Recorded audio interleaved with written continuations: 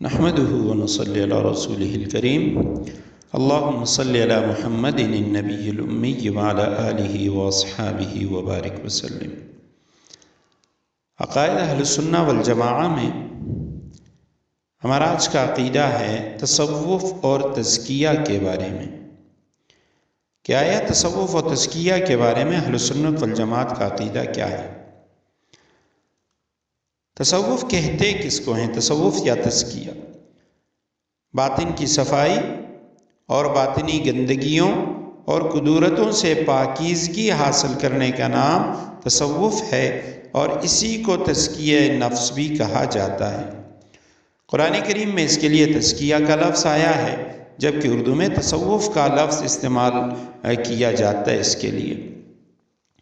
اور قرآن کریم میں 4 مقامات پہ رسول اللہ صلی اللہ علیہ وسلم کے جو فرائض منصبی ہیں، ان 4 مقامات پہ 4 فرائض منصبی کو بیان کیا گیا، اور ان میں سے ایک اہم فریضہ نبوت و یزکیہم تزکیہ ہے۔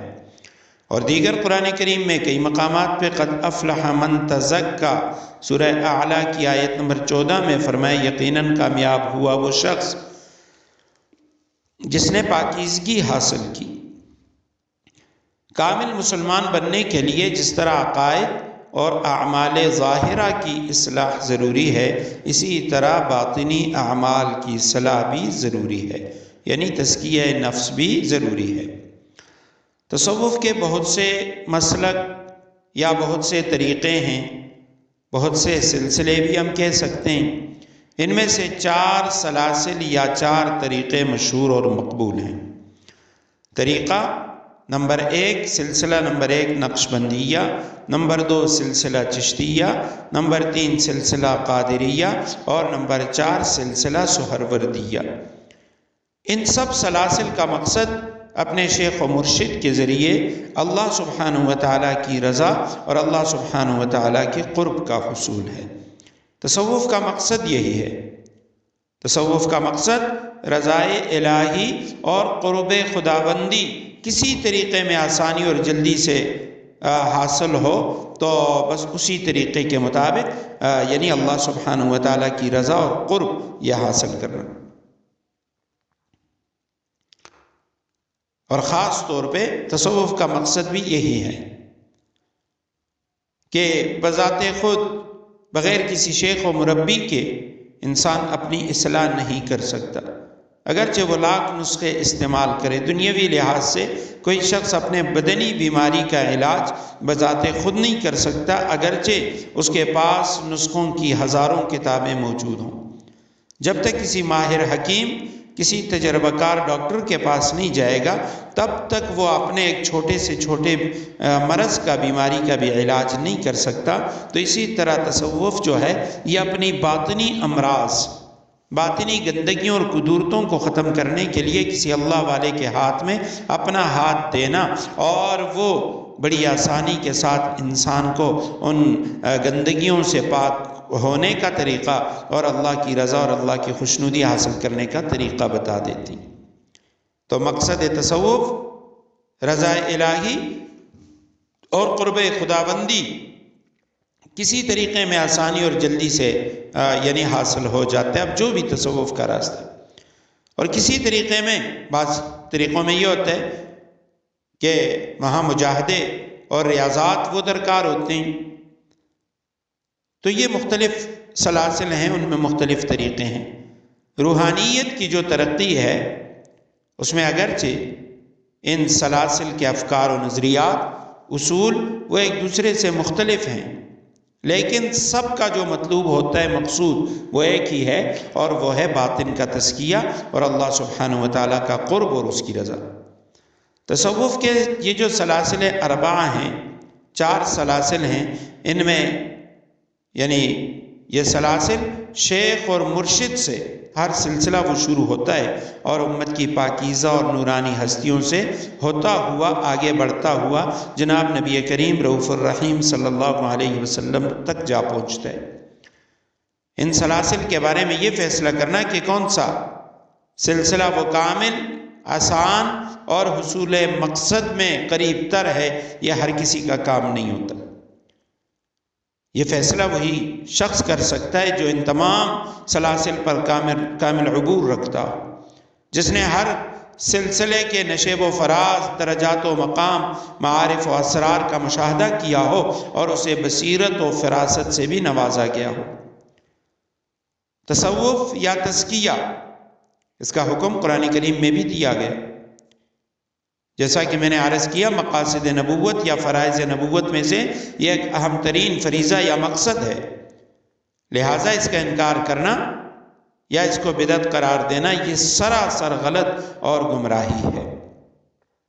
وَيُزَكِّيهِمْ وَيُعَلِّمُهُمُ الْكِتَابَ وَالْحِكْمَةَ، سورہ بقرہ آیت نمبر 159 میں، آیت نمبر 129 میں، آیت نمبر 151 میں، پھر سورہ آل عمران آیت نمبر 164 میں، سورہ جمعہ آیت نمبر 2 میں، قد افلح من زکاها وقد خاب من دساها، سورہ شمس وہاں آیت نمبر 9-10 میں، ومن تزکا فانما یتزکا لنفسی والی اللہ المصیر، سورہ فاطر کی آیت نمبر 18 میں، قد افلح من تزکا، سورہ اعلیٰ آیت نمبر 14 میں۔ ملا علی قاری رحمہ اللہ نے امام مالک رحمہ اللہ کا یہ قول نقل کیا ہے، فرماتے ہیں کہ من تفقہ ولم یتصوف، جس نے علوم تو حاصل کیے، فقہ حاصل کیا، لیکن اس نے تزکیہ باطن نہیں کیا، فقط تفسق، وہ فاسق بن گیا، اسے وہ علم کا غرور، علم کا فخر وہ اس کے اندر آ جائے گا، لہٰذا علم کے بعد تصوف ضروری ہے، تزکیہ۔ اور ومن تصوف ولم یتفقہ، جو صوفی تو بنا لیکن اس نے شرعی احکام نہیں سیکھے، فقط تزندق، تو جاہل صوفی جو ہوتا ہے وہ خدا نخواستہ زندیق بن جاتا ہے، اور جس نے دونوں کو جمع کیا، علم اور تزکیہ کو، یقیناً یہ ایک محقق بن گیا۔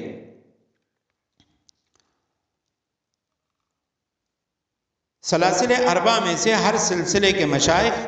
ہر زمانے میں موجود رہے ہیں اور اب بھی ہیں، لہٰذا جس سلسلے کے معارف سے اس سے مناسبت ہو اسے اختیار کرنا چاہیے، اور اس سلسلے کے کسی شیخ کامل سے بیعت ہونا چاہیے۔ اس بیعت کو بیعت طریقت کہتے ہیں، احادیث سے یہ بیعت ثابت ہے، لہٰذا اس بیعت سے روگردانی کرنا، اس کو بدعت کہنا یا اس بدعت یعنی اس بیعت کا انکار کرنا یہ سراسر غلط ہے۔ قرآن کریم میں سورہ ممتحنہ میں نبی کریم صلی اللہ علیہ وسلم کے ہاتھوں بیعت کا ذکر ہے، اذا جاءک المؤمنات یبایعنک علی الا یشرکن باللہ شیئا ولا یسرقن ولا یزنین ولا یقتلن اولادہن ولا یاتین ببہتان یفترینہ بین ایدیہن وارجلہن، یہ تمام چیزیں شرک سے لے کے پھر چوری، بدکاری اور اولاد کو قتل کرنا، کسی پہ بہتان لگانا، ان تمام چیزوں، لا یعصینک فی معروف، کسی بھی نیک کام میں نبی کریم صلی اللہ علیہ وسلم کی مخالفت سے بچنا، ان تمام چیزوں کا ذکر فرمائیں۔ اور صحیح مسلم میں حضرت جریر رضی اللہ تعالیٰ عنہ کی روایت ہے، فرماتے میں نے رسول اللہ صلی اللہ علیہ وسلم کے ہاتھ پہ بیعت کیا کہ میں نماز پڑھوں گا، زکوٰۃ ادا کروں گا اور ہر مسلم کی خیر خواہی چاہوں گا۔ صحیح مسلم ہی میں عبادہ بن صامت رضی اللہ تعالیٰ عنہ کی روایت ہے، فرماتے ہیں کہ ہم نبی کریم صلی اللہ علیہ وسلم کے ساتھ ایک مجلس میں، آپ صلی اللہ علیہ وسلم نے فرمایا بیعت کرو میرے ہاتھ پہ، اس بات کی بیعت کہ اللہ کے ساتھ کسی کو شریک نہیں کرو گے، بدکاری نہیں کرو گے، چوری نہیں کرو گے۔ صحیح مسلم ہی کی روایت، عبادہ بن صامت رضی اللہ تعالیٰ عنہ راوی ہیں، فرماتے ہیں میں ان نقبہ میں سے تھا جو نبی کریم صلی اللہ علیہ وسلم نے نقیب بنائے تھے اوس اور خزرج کے، اس میں نبی کریم صلی اللہ علیہ وسلم نے فرمایا کہ میرے ہاتھ پہ بیعت کرو، اللہ کے ساتھ کسی کو شریک نہیں کرو گے، بدکاری نہیں کرو گے، چوری نہیں کرو گے، اور ناحق کسی مسلمان کا قتل نہیں کرو گے۔ تو یہ جو بیعت طریقت ہے یہ قرآن و حدیث دونوں سے ثابت ہے۔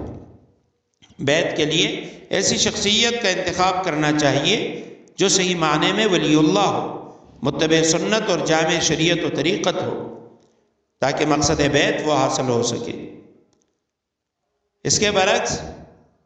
جو لوگ تصوف اور طریقت سے بالکل ناشنا بدعتی قسم کے لوگ ہوں، نام تو ان پر ولی اللہ کا لیا جائے لیکن وہ بدعات کا ارتکاب کرتا ہو، فرائض اور واجبات کی پرواہ نہ کرتا ہو، سنت کو چھوڑنے والا، اس کا حلیہ وہ سنت کے مطابق نہ ہو، ان کو ولی اللہ سمجھنا یا ان سے بیعت ہونا یہ قطعاً جائز نہیں ہے۔ بیعت سے مقصود شیخ کامل کی اتباع کر کے اپنے ظاہر و باطن کی اصلاح ہے، لہٰذا صرف بیعت پر اکتفا نہیں کرنا چاہیے کہ میں فلاں شیخ سے بیعت ہو گیا ہوں، بلکہ مقصد بیعت حاصل کرنے کی فکر کرنی چاہیے۔ شیخ کی رہنمائی میں ہر وقت اپنے ظاہر و باطن کی اصلاح میں لگے رہنا چاہیے۔ آج ہمارے ہاں یعنی اس حوالے سے بھی جو لوگ اہل سنہ والجماعہ میں علماء دیوبند سے تعلق رکھنے والے، وہ بھی اکثریت صرف بیعت، بعض تو یعنی بیعت کو یا تو مستحب سمجھ دیتے ہیں اور یا کہتے ہیں مباح ہے، اور بعض حضرات جو اسے سنت بھی سمجھتے ہیں، باعث برکت بھی سمجھتے ہیں، تو وہ صرف بیعت ہونے کو کافی سمجھتے ہیں۔ اس کے بعد شیخ سے تعلق، شیخ کی صحبت اور شیخ سے اسباق لینا، اپنی باطنی تزکیہ کرنا، اپنے احوال کی شیخ کو خبر دینا، ان چیزوں کو ضروری نہیں سمجھتے۔ تو تصوف سے مقصود صرف بیعت ہونا نہیں ہے، بیعت یہ تو صرف ابتدا ہے، جہاں توبہ کروائی جاتی ہے اور جہاں سے آگے پھر سالک کو ایک پٹڑی پہ ڈالا جاتا ہے اور آگے اس کو چلایا جاتا ہے۔ صرف بیعت پہ اکتفا نہیں کرنی چاہیے، بلکہ بیعت سے جو اصل مقصد ہے ظاہر و باطن کی صلاح، وہ کروانی چاہیے، اور اپنے شیخ سے اس وقت تک جڑے رہنا چاہیے کہ جب تک انسان کو یعنی جب تک اس کی جان میں جان ہے تو تب تک وہ اپنے شیخ کے ساتھ جڑا رہے اور اپنی اصلاح کی فکر کرے۔